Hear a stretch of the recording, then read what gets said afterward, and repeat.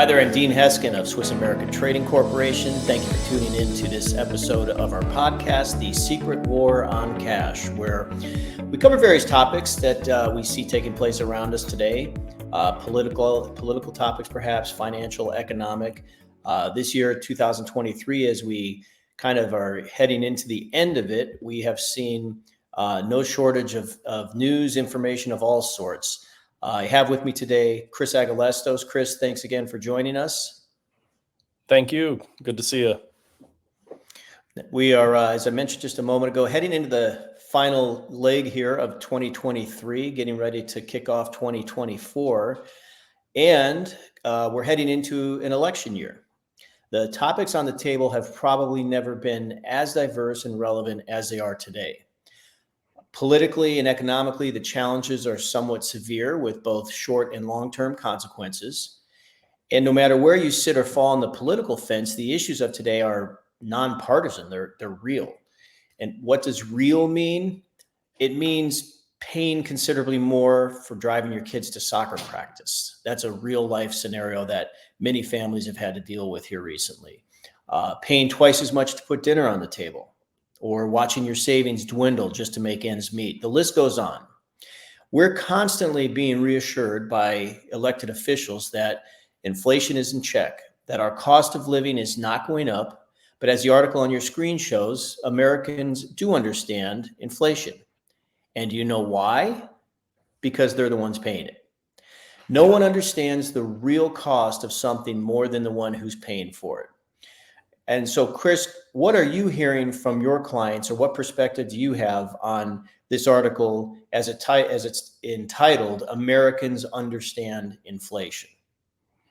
Yeah, well, I mean, it's hard to even have a conversation and not have, the topic of how out of control, prices are currently, whether it's, gas prices, obviously people constantly complain about. And it seems like they go down for like 1 or 2 months out of the year and then stay high for the other 10. So I don't know if that's just to give us a little peace of mind or satisfy us a bit, but groceries and all the day-to-day items are just so expensive. A lot of the people that we talk to, even if they have some savings or savings for retirement, they're just barely getting by, from their paychecks in order to, pick up the groceries and pay the electric bill and all of that. And unfortunately, prices are continuing to climb. And what I think that I even had to think about this a little bit when I was reading through this article.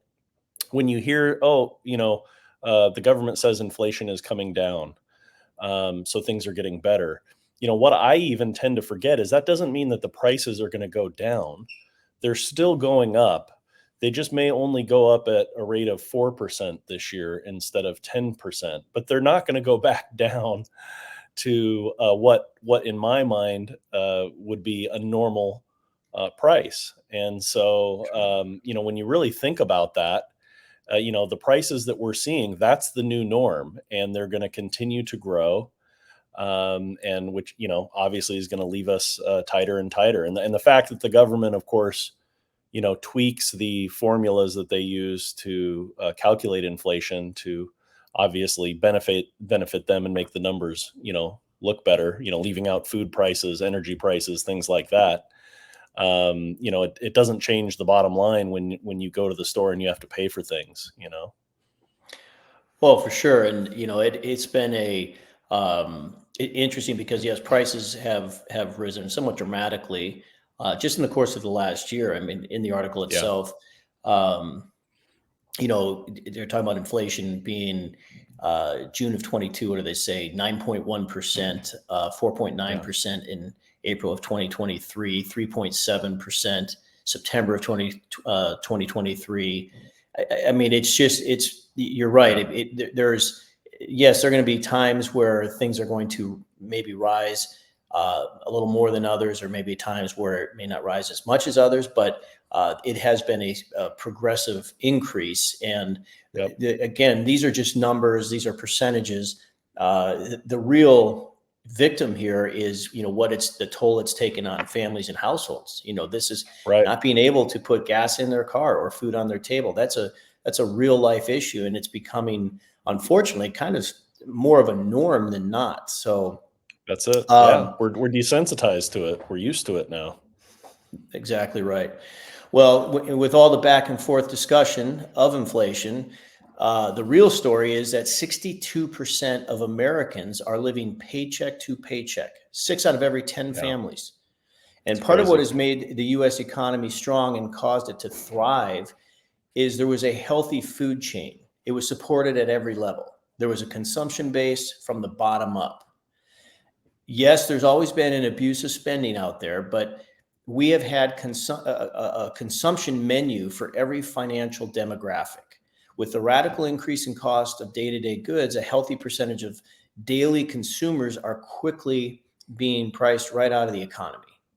So, do you see or can you tell us of potential consequences of this? We'll call it a kind of new economic dynamic. Yeah, sure. Well, I mean, if you think about it, just on your own, personal level, for most people, as money gets tight, you're living paycheck to paycheck. Your dollar doesn't go as far. The first thing most people are going to do is cut out the extras. Obviously, they got to pay the electric bill, and hopefully they have enough to pay the electric bill and the rent, and keep a running car so they can get to work and whatnot. But the extras, maybe it's the $5, or they're probably like $7 coffees now at Starbucks. It seems like it keeps going up along with everything else. Maybe some of the extra meals out, entertainment, the fun stuff, the stuff that you're supposedly working towards so that you can go out and enjoy yourself. Those are going to be the first things that are cut out. And obviously, what's that going to do to companies that are going to be affected by it? You're probably going to see stock prices continue to suffer along with people's lack of spending. Obviously, more and more people living paycheck to paycheck at some point are going to be defaulting on debts, because what they're doing right now is putting a lot of those purchases on credit cards. So it means they can't afford it. They're having to put it on a credit card, and soon enough, the credit cards are going to build up, and they're not going to be able to afford to pay that. So debt defaults, a large increase in homelessness, which obviously, I think most of the country is aware. We've already seen a lot of that. So I think it's going to be, some of what we've already seen, but it's going to Sure. continue to accelerate. And at some point, it's going to be to where it's completely uncontrollable. Our cities certainly aren't handling it well now. So I can't imagine what it's going to be like a year or 2, 3 years from now. Yeah, the percentage of people who are falling into this category, living paycheck to paycheck, or struggling to pay their credit card bills, or struggling to put their food on the table, that dynamic is picking up momentum seemingly by the day. And again, Yeah. as we head into this new year, short of something radically changing, and I guess that's part of the problem or the issue. Um, the government and the mainstream media is quite literally in a state of denial, denying the fact Yeah. that this even exists, which in turn, because they're denying it exists, obviously we come to the conclusion that they're not doing anything to fix it or change it.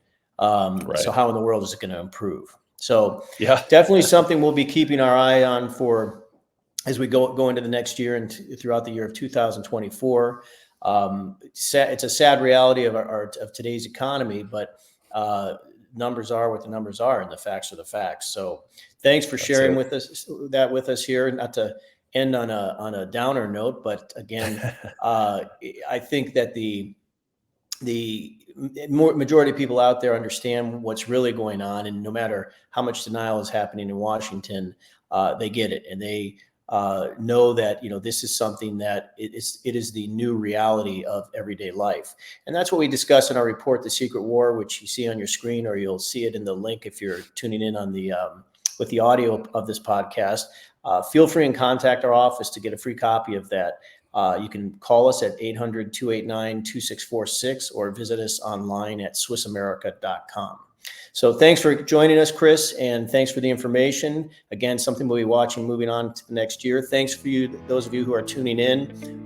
Please subscribe if you haven't already. Leave us some comments. Let us know what you think. And if you're not following us on social media, please do so. I'm Dean Heskin. This has been Chris Agelastos. Thanks again for tuning in. We'll see you next time.